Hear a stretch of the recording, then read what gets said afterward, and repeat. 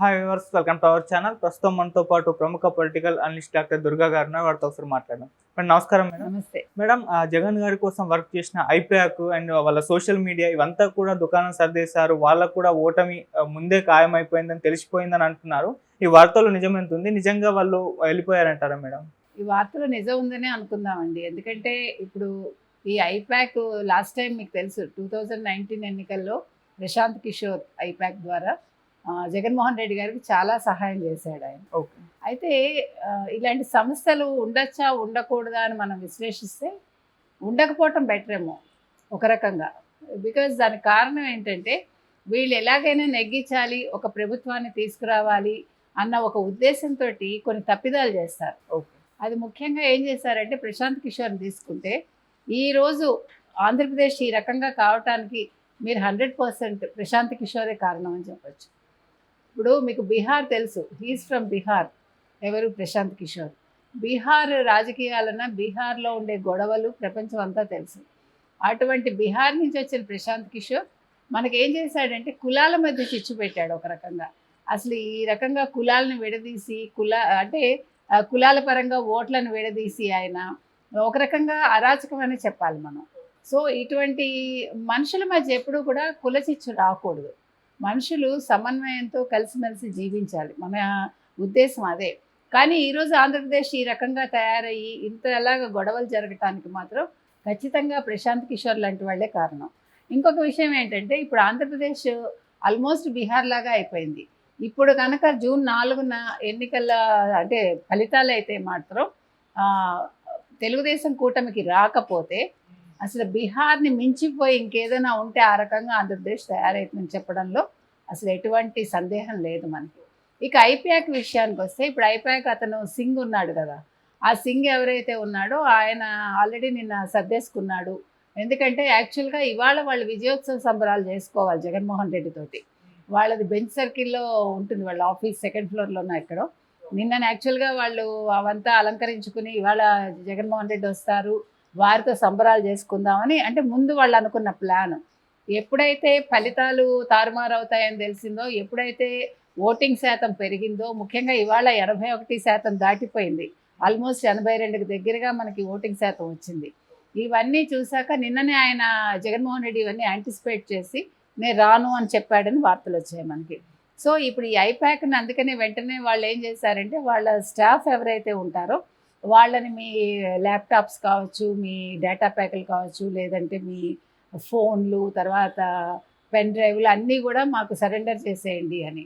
So వాళ్ళు ఏమన్నారంటే మీరు మాకు ఇవ్వాల్సిన జీతం కావచ్చు లేకపోతే ఎమాల్యుమెంట్స్ మాకు ఇచ్చేస్తే కానీ మేము ఇవ్వవని వాళ్ళు చెప్పారు అని కూడా వార్త వచ్చింది మనకి. అందులో ఏమి డౌట్ ఉండదు. ఎందుకంటే ఇవన్నీ ఎందుకు అడిగారు, ఎందుకు ఐపాక్ వెళ్ళిపోవాలి అంటే ఐపాక్ వాళ్ళంతా కూడా రాంగ్ డెసిషన్స్ ఇచ్చారు.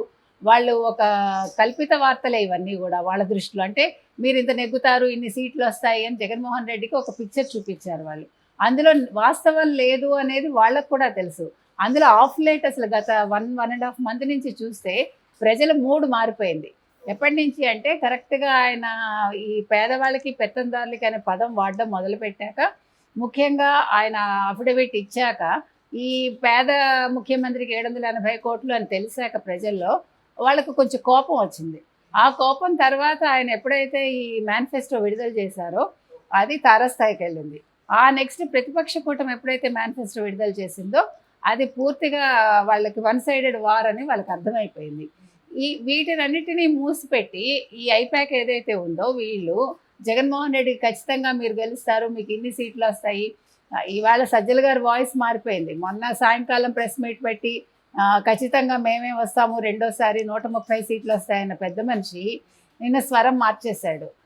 పోలీసులు మాకు సహకరించలేదు, కేంద్ర ఎన్నికల సంఘం సహకరించలేదు, రాష్ట్ర ఎన్నికల సంఘం సహకరించలేదు అంటూ నిందలు వేస్తూ ప్రతిపక్షాలంతా కూడా రిగ్గింగ్ పాల్పడ్డాయి.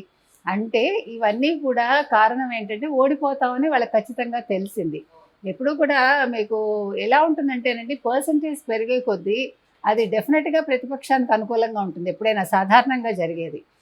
సో ఆ రకంగా తీసుకున్నప్పుడు వాళ్ళకి అర్థమైంది. ఎప్పుడైతే అసలు ప్రభుత్వ ఉద్యోగుల పోస్టల్ బ్యాలెట్ ఓట్లే వాళ్ళకి మొత్తం సీన్ వాళ్ళకి కళ్ళకు కట్టినట్టు కనిపించేలాగా చేసింది. సో నిన్నను ప్రజలు రావటం, మహిళలు రావటం, యువత రావటం, వేరే రాష్ట్రాల నుంచి రావడం, విదేశాల నుంచి రావటం, ఓటింగ్ ఈసారి వాళ్ళు ఒక కసితోటి ఓటు వేశారు ఆంధ్రప్రదేశ్ ప్రజలు. ముఖ్యంగా ఆంధ్రప్రదేశ్ ఈరోజు ఈ 4వ లోక్సభ ఎన్నికలు అంటే సార్వత్రిక ఎన్నికలు ఏవైతే జరిగాయో అందులో వచ్చిన ఈ ఓటింగ్ శాతం అయితే నెంబర్ 1లో ఉంది. అందులో ఎటువంటి సందేహం లేదు. మొత్తం 1957 నుంచి ఇప్పటి వరకు జరిగిన ఎన్నికల సరళిలో చూసుకుంటే ఇది చాలా హైయెస్ట్ అన్నమాట. సో అన్ని రకాలుగా కూడా ఆంధ్రప్రదేశ్ ముందంజలో ఉండేది కూడా. కానీ జగన్మోహన్ రెడ్డి వచ్చాక దానికి వ్యతిరేకంగా జరిగింది. అందుకని ప్రజలు దాన్ని గుర్తించారు. ఇవన్నీ కూడా ఐపాక్ వాళ్ళకి అర్థమయ్యాక ఇప్పుడు వాళ్ళు యాక్చువల్గా ఇవాళ వాళ్ళు సంబరాలు చేసుకుందాం అని అనుకున్నది క్యాన్సిల్ అయ్యేసరికి వాళ్ళకి భయం పట్టుకుంది. ఈ నిజాలు లేకపోతే ఈ డేటా అంతా ఇప్పుడు జగన్మోహన్ రెడ్డికి వాళ్ళ సజ్జలకు కానీ అందింది అనుకోండి, పూర్తిగా వీళ్ళు చేసిన ఈ మోసాలు ఇవంతా వాళ్ళకి ఇంకా అసలు ఫ్యూచర్ కూడా ఉండదు. ఆ భయంతో ముందుగానే సర్దేసుకున్నారు అన్నది ఒక అంటే మనకు వచ్చిన వార్త. ఇంకొక విషయం ఏంటంటే ఇప్పుడు ఐపాక్ వాళ్ళు ఈ రకంగా చేయకపోతే వాళ్ళు ఎందుకు పనికిరారు. తర్వాత అసలు ఇప్పుడు వైసీపీ వాళ్ళు కూడా ఏం చేయాలో వాళ్ళకి అర్థం కావట్లేదు. వైసీపీ తీసుకుంటే వాళ్ళ పరిస్థితి కూడా చాలా ఘోరంగా ఉంది. అంబటి రాంబాబు ప్రెస్ మీట్ పెట్టి తెలుగుదేశం రిగ్గింగ్ చేసిందంటాడు, లేకపోతే కొడాలి నాని అయితే రోజా ఏడుస్తుంది, గీత గారు అయితే నన్నే గాజు గ్లాస్కి ఏమన్నారు ఆవిడ ఏడుస్తుంది. అంటే ఈసారి ఏడుపుల పర్వం ముందే మొదలైపోయింది. ఎప్పుడో రిజల్ట్ వచ్చే వరకు వెయిట్ చేయకుండా ఆడవాళ్ళు ఎంత కాదన్నా రాజకీయ నాయకులన్నా ఎంత ఉన్నత స్థానంలో ఉన్నా స్త్రీ మనసు అలాగే ఉంటుంది కాబట్టి వాళ్ళు తొందరగా చలిస్తారు కాబట్టి ఆ రకంగా చలించారు. ఏది ఏమైనప్పటికీ ఐపాక్ వాళ్ళు అయితే ఎలాగ ప్యాకప్ చెప్పేశారు. వాళ్ళు జగన్మోహన్ రెడ్డికి కూడా ప్యాకప్ చెప్పారు వాళ్ళు. అది జగన్మోహన్ రెడ్డి కూడా అర్థమైంది. ఆయన ఇప్పుడు వెళ్తున్నాడు, ఆయన చూద్దాం ఏమవుతుందో. మేడం, ఎట్టకేలకు జగన్మోహన్ రెడ్డి గారికి విదేశాలకు వెళ్ళడానికి సిబిఐ కోర్టు అయితే పర్మిషన్ ఇచ్చింది. మరి 1-2 రోజుల్లో వెళ్ళిపోబోతున్నారు. అయితే కొంతమంది మరి వెళ్తున్నారు మళ్ళీ రారు అని చెప్పేసి పారిపోతున్నారు అని చెప్పి ఈ విధంగా ప్రచారాలు చేయడం కూడా చూస్తున్నాం. మరి మీ ఒపీనియన్ మేడం ఆయన ఈ విదేశాలకు వెళ్ళడం పైన? మనం సిబిఐ కోర్టు అనుమతిస్తుంది అన్నట్టుగానే చెప్పుకున్నాము. ఎందుకంటే గతంలో కూడా ఇచ్చింది. ఇప్పుడు 2015 నుంచి ఇప్పటి వరకు ఆయన చాలాసార్లు విదేశాలకు వెళ్ళారు. ఆయన మీద కేసులు ఉన్నప్పటికీ కూడా ఆయనకు అనుమతి ఇస్తున్నారు కూడా. ఇవాళ సిబిఐ కోర్టు అదే చెప్పింది. ఇప్పుడు సెషన్స్ జడ్జి ఎవరైతే ఉన్నారో స్పెషల్ సెషన్స్ జడ్జి రఘురామ్ గారు అదే చెప్పారు.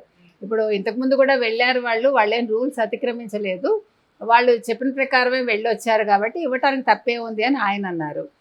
వాళ్ళ తరఫు జగన్ తరఫు అశోక్ రెడ్డి ఆయన లాయర్ అనమాట, ఆయన కూడా అదే అన్నాడు. మేము ఇంతవరకు ఎప్పుడూ కూడా కోర్టు చెప్పినవేవి కూడా మేము ఉల్లంఘించలేదు వాళ్ళు చెప్పిన సూత్రాలకి, సో పర్మిషన్ ఇవ్వండి అని ఆయన అడిగాడు. సిబిఐ తరఫున సంతోష్ గారు ఆయన మాత్రం వద్దు ఇవ్వకండి, ఎందుకంటే ఈయన మీద ఆర్థిక నేరాలు చాలా ఉన్నాయి కేసులు, ఇవన్నీ రోజువారీ విచారణ చేయాలి.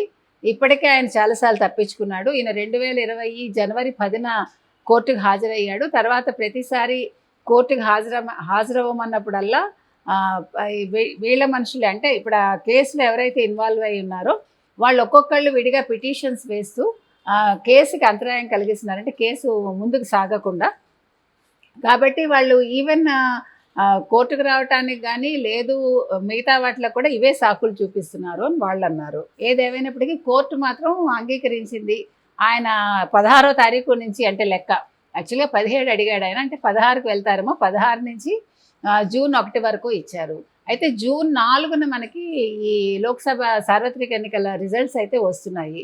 ఇప్పుడు 81 చిల్లర మనకి పర్సంటేజ్ కూడా వచ్చింది. ఇవన్నీ వాళ్ళకు కూడా తెలుసు, ఇప్పుడు సంకేతాలు తెలుసు కాబట్టే సజ్జల్ లాంటి వాళ్ళు భయపడుతున్నారు. ఈవెన్ ఆయనకు కావాల్సిన ముఖ్యమైన మంత్రులు అందరూ కూడా ఇప్పటికే నెగిటివ్ రాగాలు మొదలుపెట్టేశారు. కాకపోతే జగన్మోహన్ రెడ్డి వెనక్కి వస్తారా లేదా అన్నది మన సందేహం. ఆయన వస్తారులేండి, రాకుండా కుదరదు ఆయనకి.